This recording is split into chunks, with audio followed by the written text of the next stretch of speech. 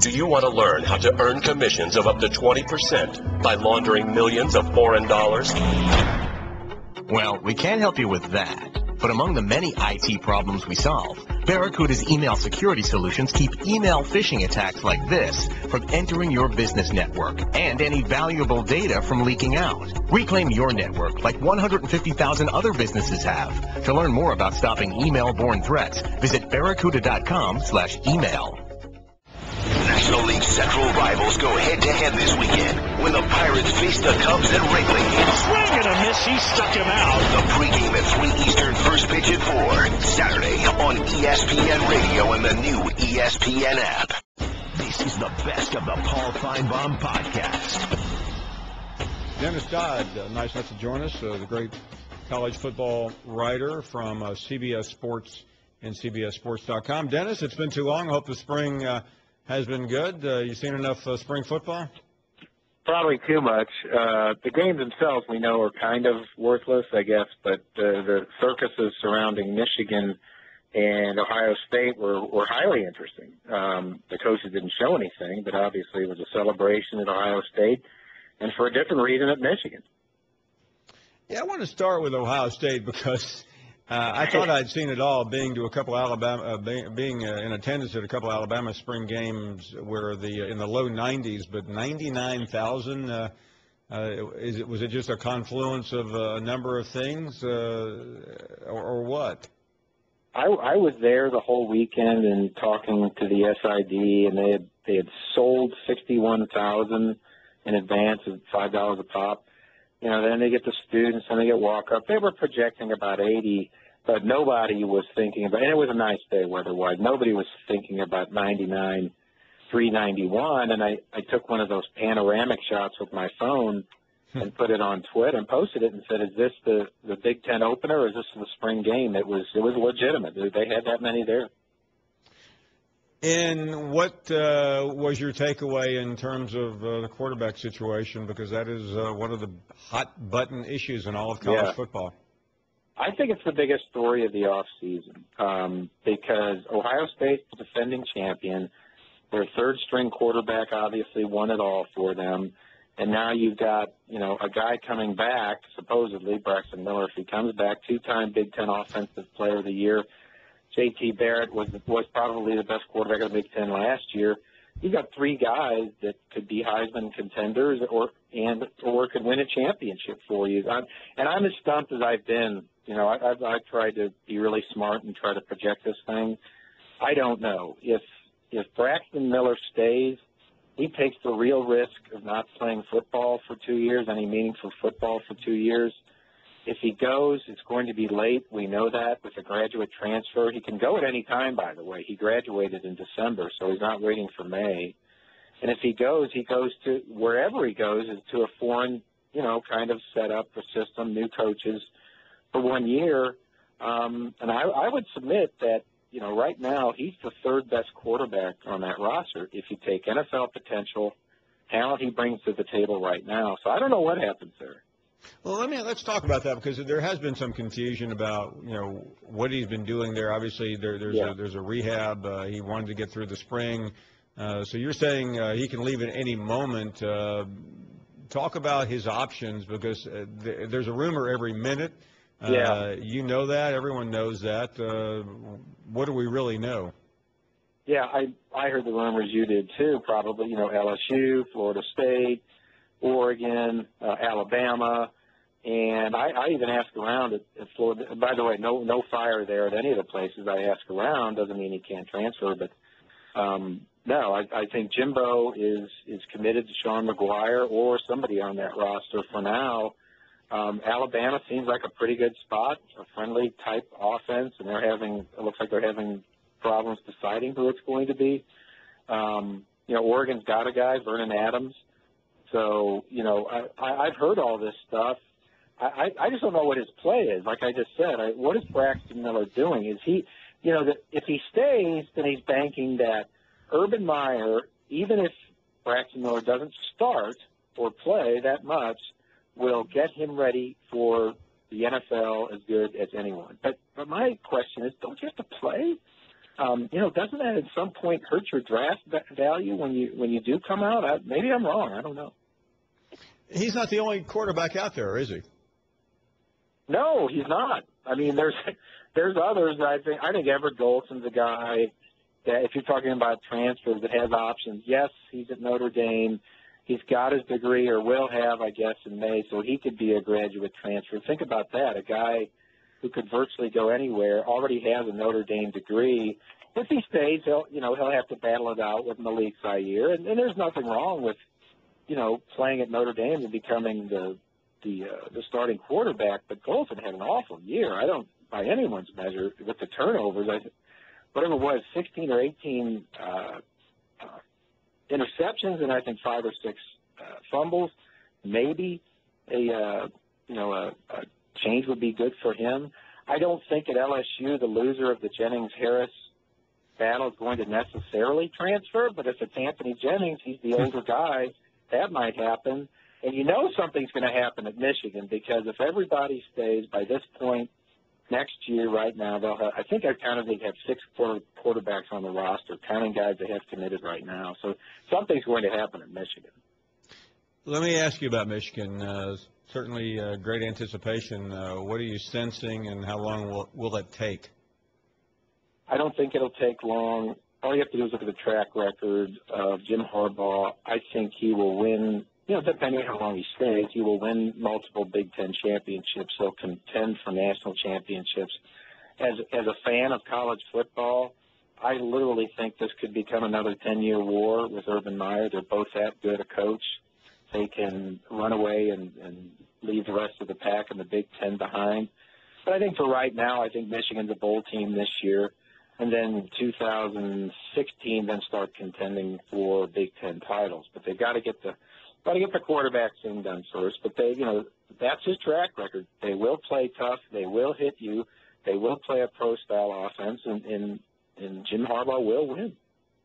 I realize we're only a week and a half removed from the NCAA basketball tournament, but if you had to pick 4 today, who would?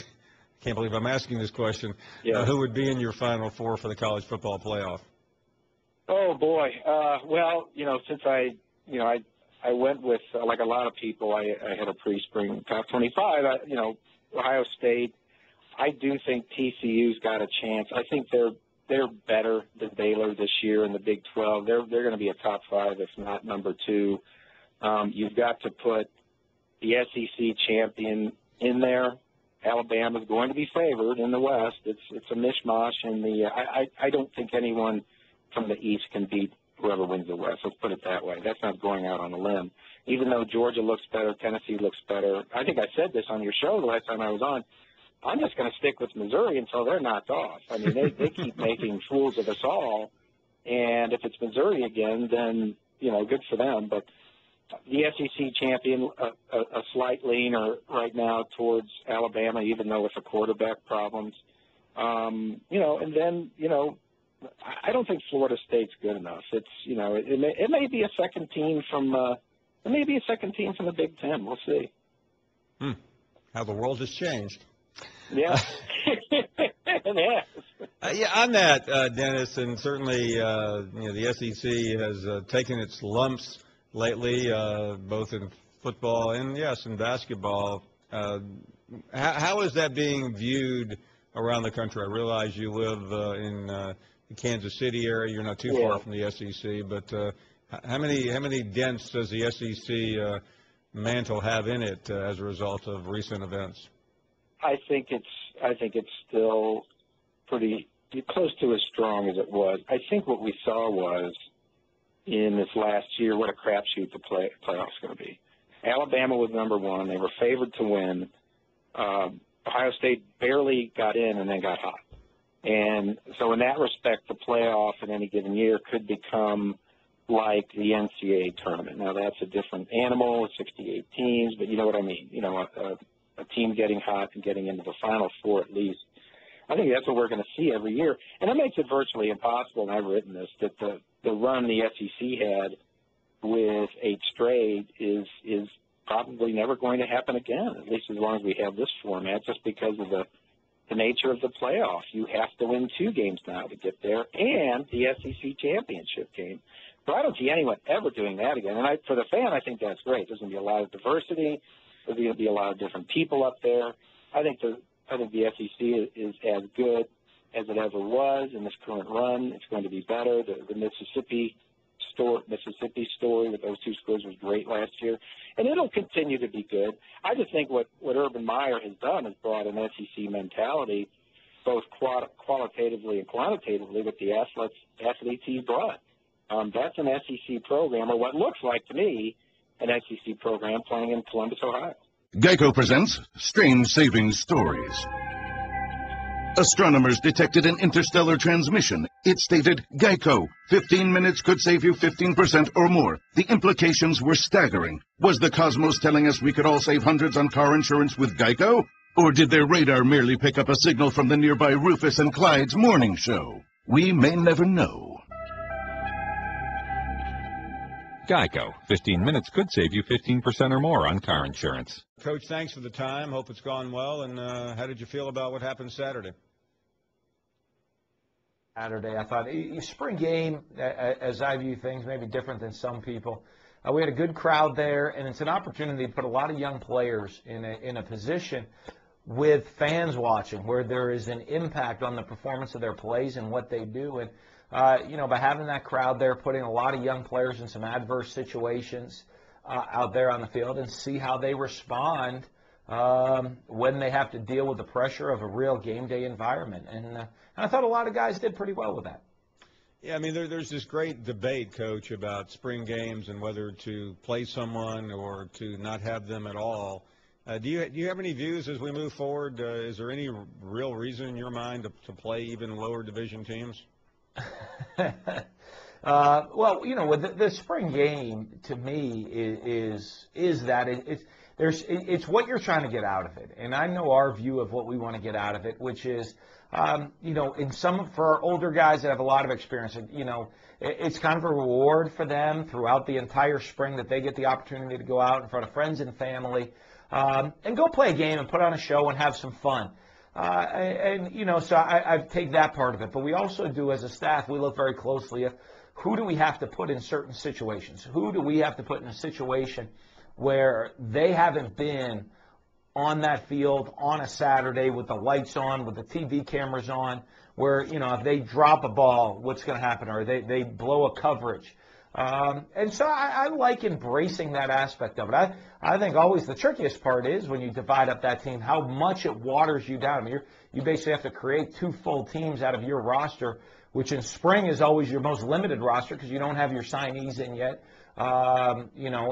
So that's the trickiest aspect of it, of trying to create 2 teams where you can accomplish what you want to get accomplished. As you know, Coach, across the SEC and even the country, the great debate in spring is who will the quarterback be. That's not your problem. You have Dak Prescott, one of the top quarterbacks in the country. I'm sure that makes you, not to give you the easiest question of the day, but I assume that makes you feel pretty good. It is a comforting feeling. It's always good to have a guy that has experience coming back at that quarterback position. And, the part to me that's most comforting is you walk off that field at the spring game, you as a coach cannot be on the field with a football practicing with them again until August. And so here we are mid-April. Until August, the beginning of August, you're not going to get back out on the field practicing with your guys. So, when you have a guy that's a returner like Dak Prescott that has that experience, he's the guy going to be running the summer workouts out there on the field. He's the guy making sure that what needs to get done gets done. And I think that's the biggest benefit of having an experienced quarterback coming back through the summer months. Obviously, next fall, hopefully, we have a lot of other benefits of having an experienced quarterback come back as well, though. So other than listening to pundits make predictions about who will do well or who won't in the SEC West, not that you look like you paid much attention to that last year, what's on tap for you and the program, and when do you finally get away from it all?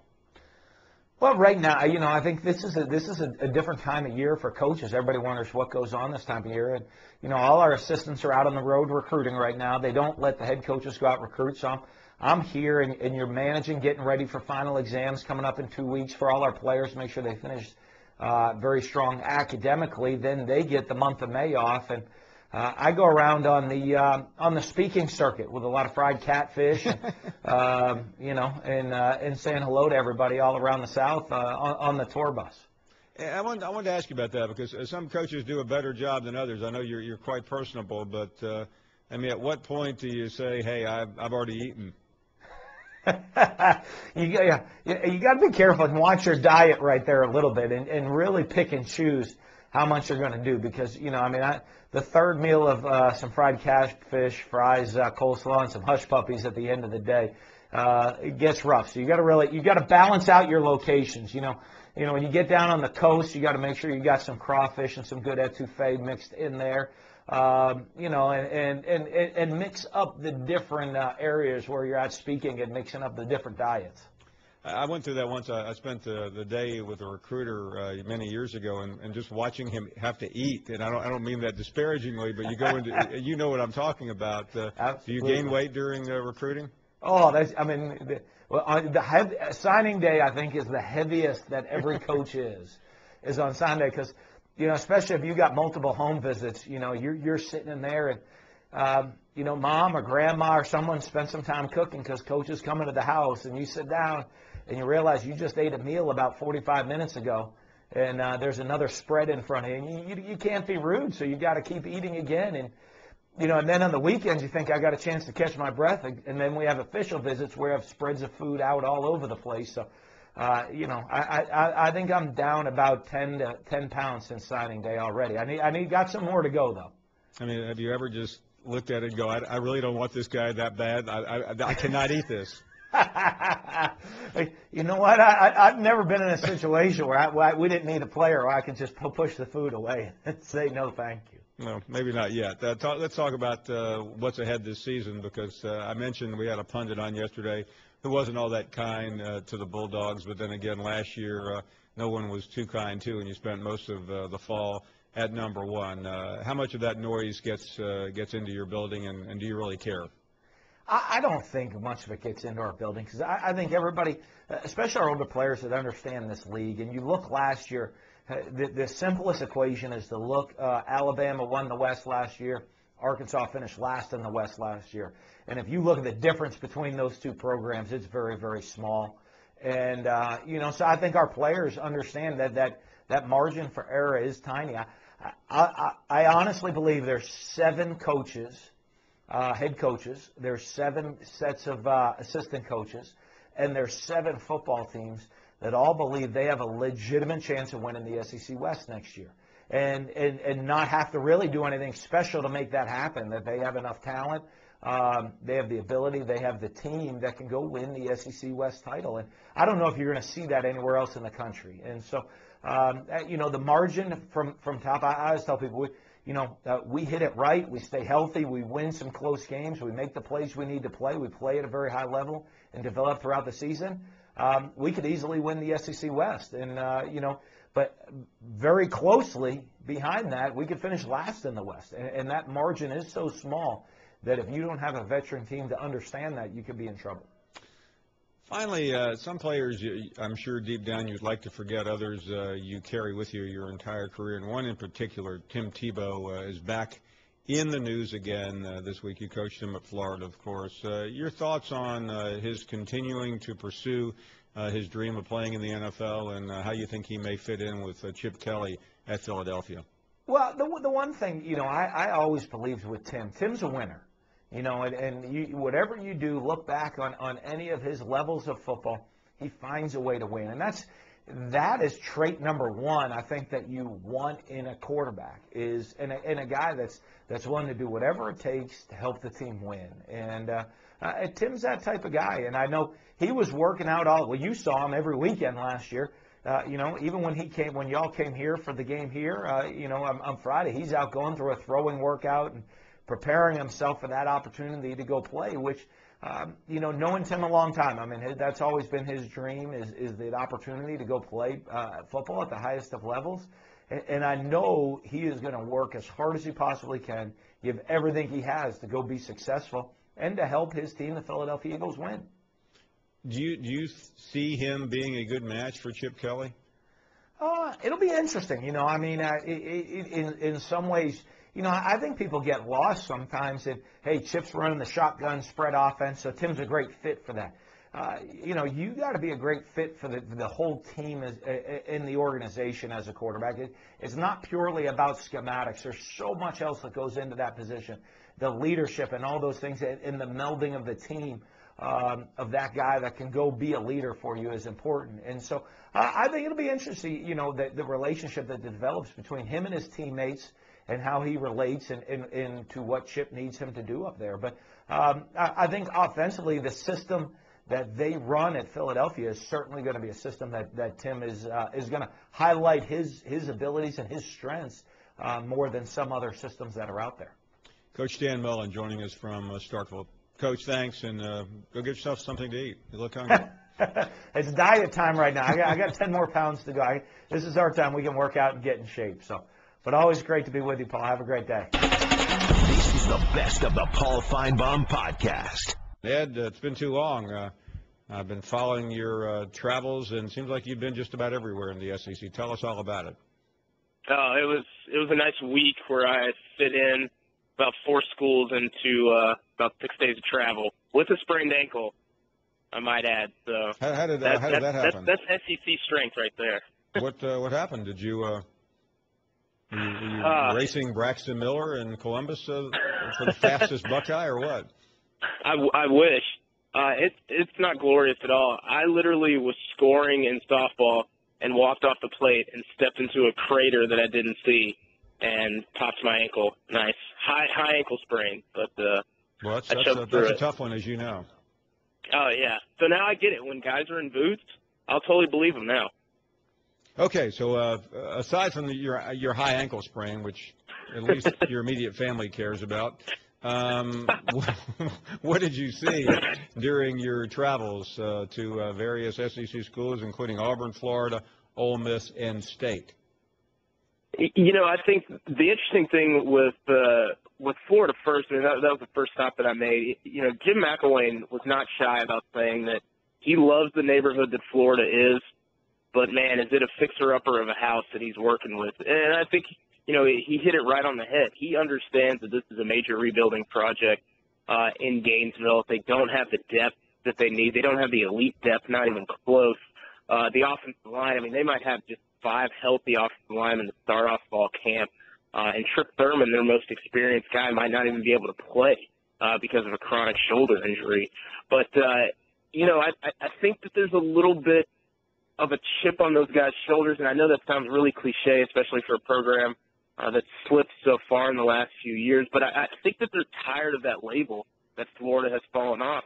And it's going to be tough for them. It's going to be really tough for them to make it back up in the first year. Certainly, I don't see this team competing for the SEC East in 2015 because they're just there's so many questions on offense. They don't know who the quarterback's going to be right now. They don't have elite playmakers at wide receiver, maybe outside of DeMarcus Robinson, and they loved Brandon Powell, but he was injured for half spring. So I think that defense will be fine, but, man, it's going to be a major rebuilding effort for Jim McElwain. And the problem that he might have is if that offense doesn't look like it's improving or it doesn't impress any recruits, it's going to be tough to recruit there. And they have got to bring in Ed, realistically, what are we talking about in terms of the record? You've been there, you've studied the program. What's the best and worst case scenario?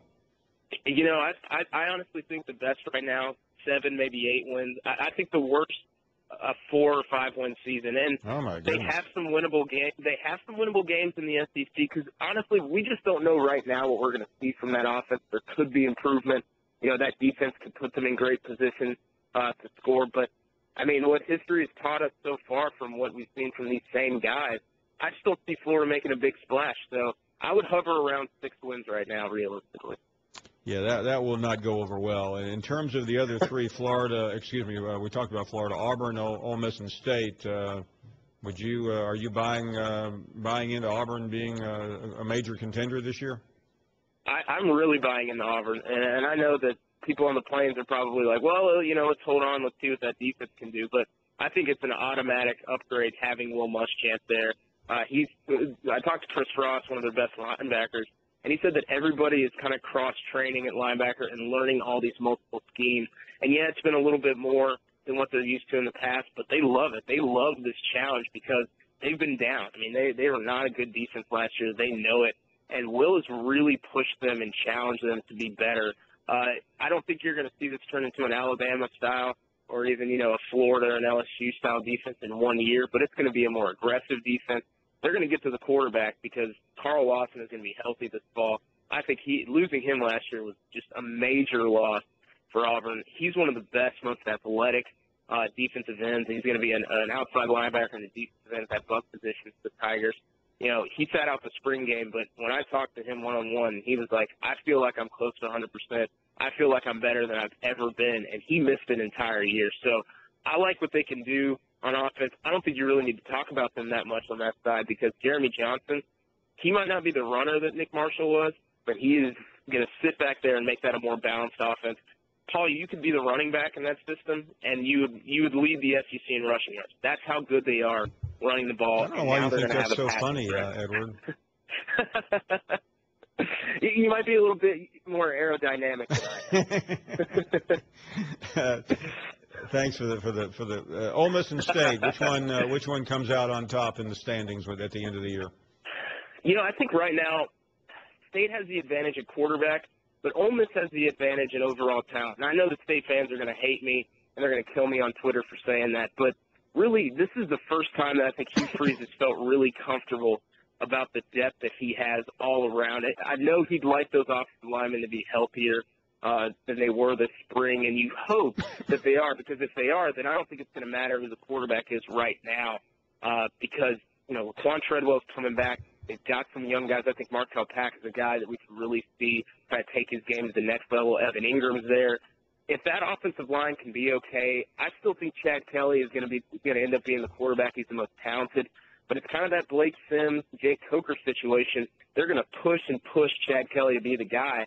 But if he just doesn't know that offense like Ryan Buchanan or even Devontae Kincaid, I think he's going to miss out. But I'm putting my eggs in his basket right now. I think State, they have that. I think they're a little upset that people are overlooking them. They bring back the best quarterback in the SEC, but 3 starters are missing from the offensive line. You lose Josh Robinson at running back. And I just have a lot of questions on defense. The defensive line, yeah, they got some bodies, but sort of unproven compared to last year. And that secondary was not very good. And now you got to plug in 3 new guys. In terms of waiting, obviously there are more spring games, but most of them are in the hamper. What's your best guess 2 months from now, when the media always gets it wrong, except last year on the Western side? Saban can't use that this year at the media days. No, he can't. Do you think it will be Alabama or will it be Auburn? I think it'll be Auburn, and I just think right now for Alabama there's still too many questions. I like that front 7 more after spring. I think that defensive line has really come along athletically. I like the young receivers they have. Robert Foster could be a breakout player. Darius Stewart as well. I really like Auburn. Maybe I'm just pumping them up too much. I think that offense is going to be fine. I think the defense is going to be better. If they force turnovers and you put that offense in good position, that's not good. And I think, Will Muschamp's defenses, they were second in the SEC in takeaways last year when he was at Florida. He could have the same effect with that Auburn defense, especially that secondary, long guys, rangy guys, and really athletic. So you put the technique and development in there, I think Auburn is the favorite right now in the West and the SEC as a whole. Edward Aschoff, never disappointing here on the program. High ankle sprain and all. Edward, many thanks. We'll talk soon. Yeah, thank you. I'm Buster Olney, and on the latest Baseball Tonight podcast, Steven Strasburg's season is a disaster so far, and Tim Burchin tells you why. Download it from ESPN.com/podcast. Larry is up next down in Alabama. What's up, Paul? What's up, Larry? Hey, man, it's Shelby now. City of Shelby. I know where you live, Larry. I've been to your house. No, yeah. You were not awake when I was there, but I've been there. Hey, that golfing thing sounds good, man. You know what? Me and you, brother. How about that? I'm like a celebrity. Yeah, I think we ought to have the golf tournament, Larry. I mean, you would have to be under serious consideration to be my partner, if for no other reason that if we start losing, you can beat up our opponents. Yeah, 17th hole, man. We'll rough them up. They won't make it to 18, Jack. Hey, man, I love it. Dale, he's got religion figured out, brother. You know, I mean, you remember that song, "Oh Lord, buy me a Mercedes," or whatever it was? Oh yeah.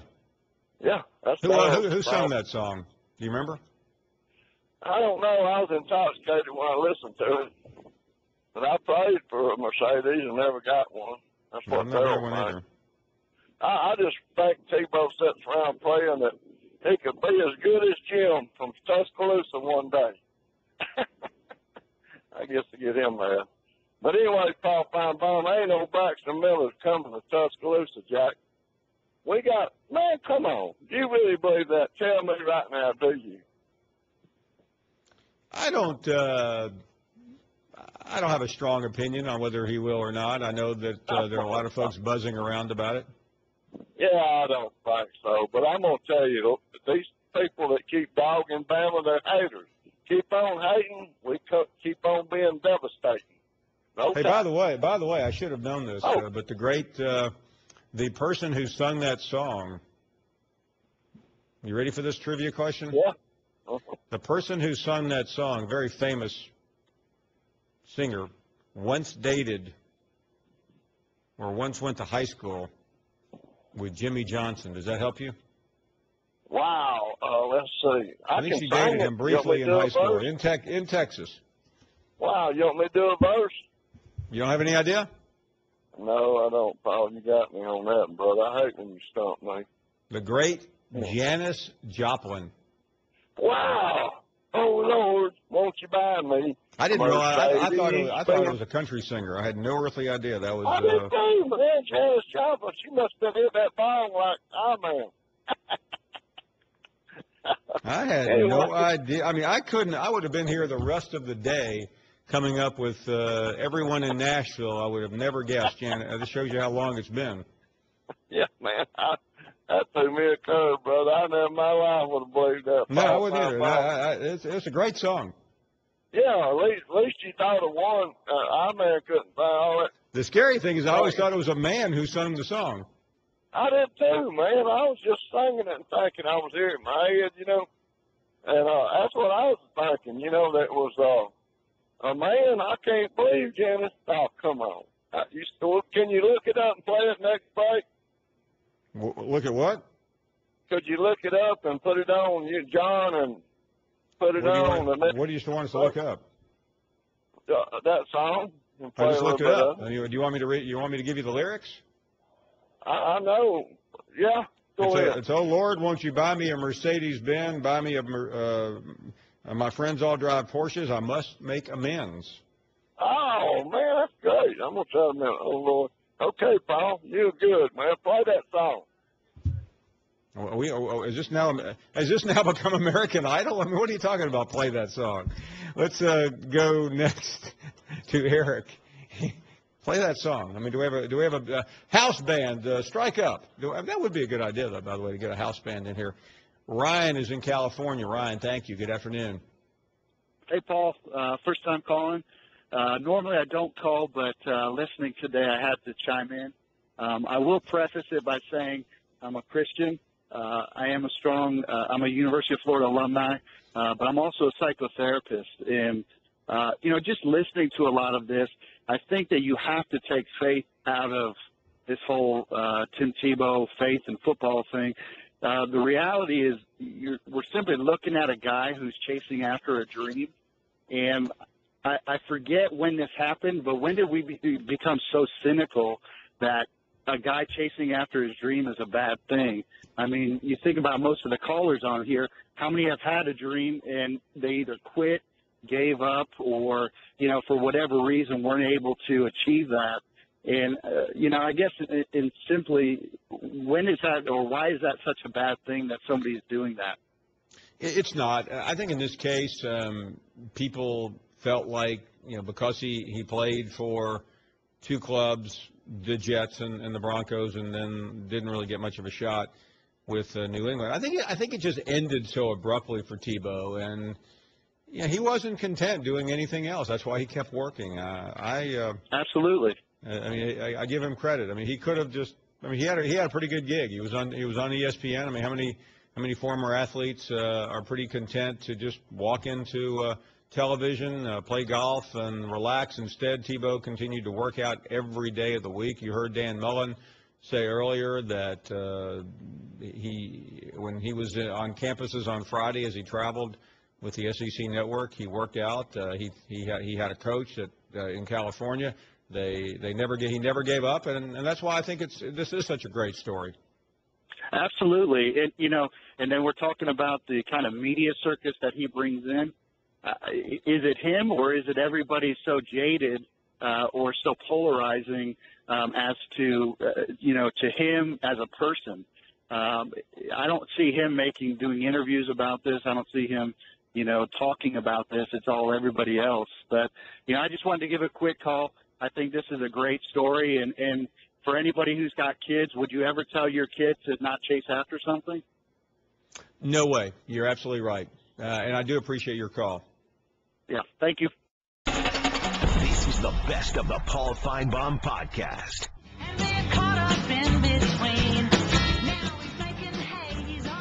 How about it? Let's give it a big hand. That's all. Anyway, that is Lori Thomas Reed and Allison Presswood. My call with Paul. They're lawyers in Franklin, Tennessee. And as you're listening, Allison called us talking about her career. She's actually not a songwriter. She's in a group that does a lot of session work there. But she and Lori wrote that song. And what do you think, guys? What would Simon Cowell have to say about that?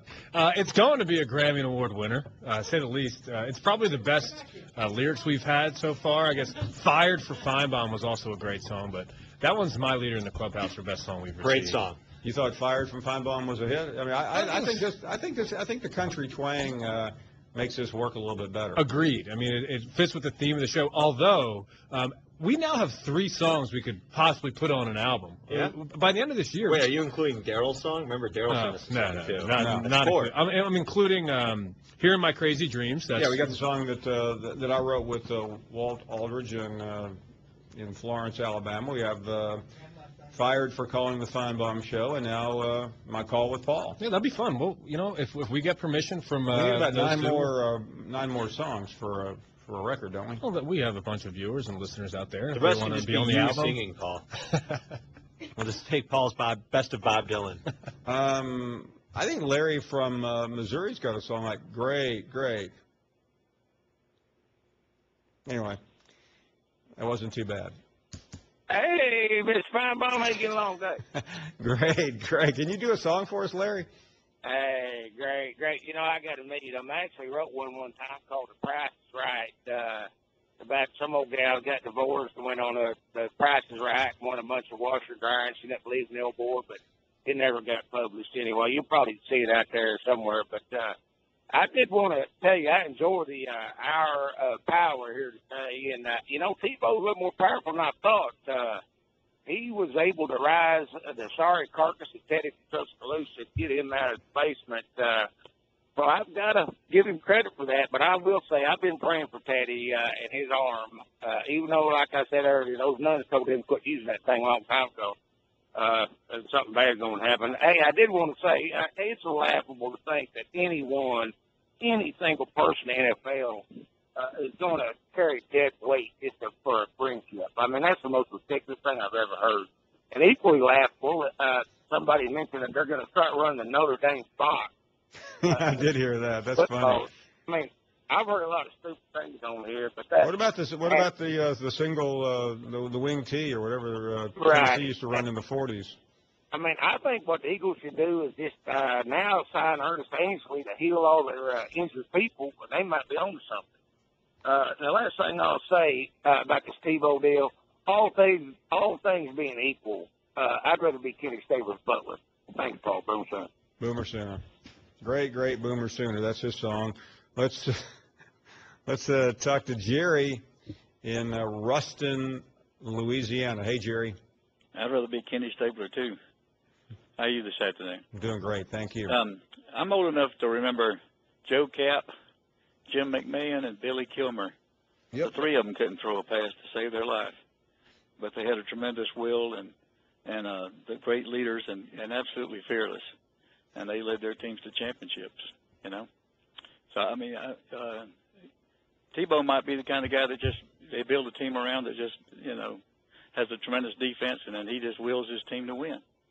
That's the kind of guy he is, I think. I mean, that's what his talent was. You know, after he lost that one game, he said he'd never lose another one. You know, he won the championship the next year, so he just got that work ethic. And, well, he actually won. He won it that year.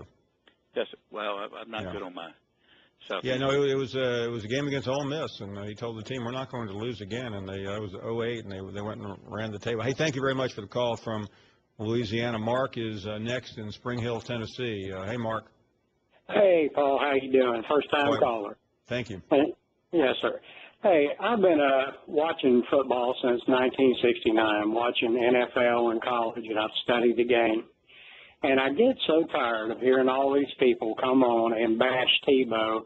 I mean, my goodness, for somebody that can't play football, he sure gets a lot of attention, you know. Give the guy a chance, you know. Everybody wants to just bury him in the ground, and he's nothing but a class act all the way, and he's probably the best leader I've ever seen of anybody playing football.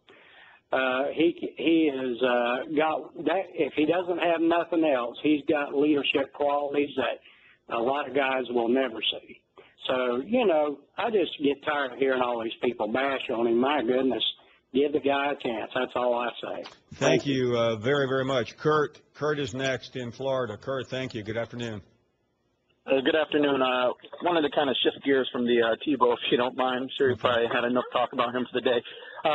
But the other big hot topic kind of wanted to touch was the Braxton Miller. I'm a big Ohio State fan, and I just think he would be a perfect fit for Alabama, kind of a balance of what Nick Saban kind of likes to have, more of a running style offense, but yet he could run that Lane Kiffin spread. Obviously, he's not a huge passer, but he's an elite runner, and I just think that would be a perfect fit for Alabama, as well as it would be a kind of a stress relief for Ohio State. Just kind of wanted to get your thoughts on that. Yeah, I think you're right, and I don't think it's really meant to be cruel, but I think Ohio State fans are concerned that three quarterbacks is really at least one too many. Yeah, absolutely. And I just think for him at this point, to try to win that job back might be just asking for a little too much. And if he wants a real shot at anywhere else, I think he would. His best bet would probably be to go to Alabama or maybe an LSU. Good point. Yeah, no, I think that's LSU could certainly use him as well. Let's move along. And Greg is next in Minnesota. Hey, Greg. This would be Greg's wife. Hi, hey, Paul. Greg's How wife. are you? Great. How are you? Well, I'm doing good. I'm going to have to talk in lieu of my husband because he's pulling through a scale house, so that would be somewhat illegal, and we don't do illegal, do we, Paul? That's quite all right. What he wanted to talk about, however, though, is Tim Tebow and that he does deserve a chance. I believe what my husband was trying to establish is that with the quarterbacks, even with the third back, just the third string, he would be a better consideration than what's out there right now. How do you feel about that, Paul? Well, I think it is an important position, certainly in the NFL, and I think people are getting a little confused here with what this is about. This is about Chip Kelly taking a chance. Right now, on the roster in Philadelphia, Tim Tebow would be the fourth quarterback, and we're all getting we're all trying to bring something into this: politics, religion. Saving the world, it is getting somewhat overdone.